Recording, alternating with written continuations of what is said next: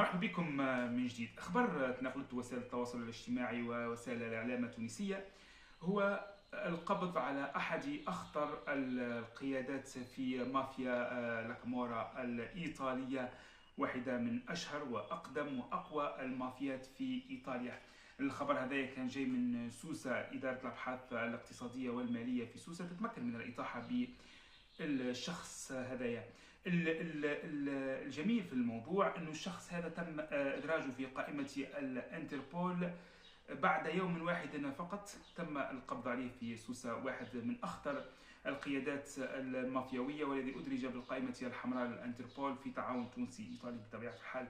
لكن هذا يبين الفطنة لأعوان الأمن التونسي، ويبدو أنه فما مراقبة شاملة لكافة التحركات الموجودة في سوسة.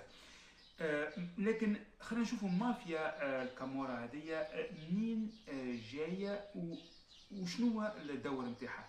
في القرن 17 المافيا هذه انتشرت في ايطاليا، شهدت العديد من النكسات طيله هذه الفتره الى حدود الوقت الحالي اللي رجعت فيه بقوه في ايطاليا، خاصه في مدينه نابولي.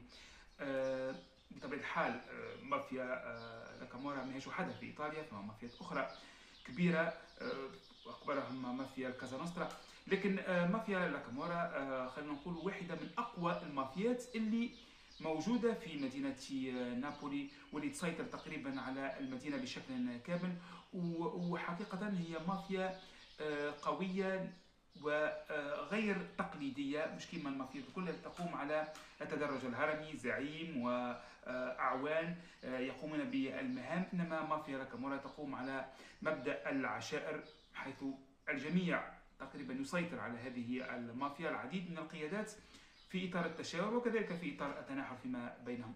اذا علاش توا نحن نحكيو على مافيا لاكامورا وموضوع سوسة والإطاحة بالعنصر هذايا أحد قيادات المافيا؟ لأن هنالك تداخل غريب إذا كان نحب نربط الأحداث في بعضها. شنو نعرف نحن في سوسة؟ نعرف لسنة 2020 تمت اكتشاف قضية الحاويات التي وجد فيها مواد خطرة والتي كانت قادمة من إيطاليا إلى ميناء سوسة، في إطار عملية تحيل من خلال إدخالها إلى تونس باعتبارها مواد لإعادة التصنيع، في حين أنها مواد خطيرة جدا ومدرجة في قوائم تونس وممنوعة من الدخول إلى الأراضي التونسية. يعني أنه باختصار كانت من المفترض أن يقع إتلاف هذه الحاويات وردمها في الأراضي التونسية.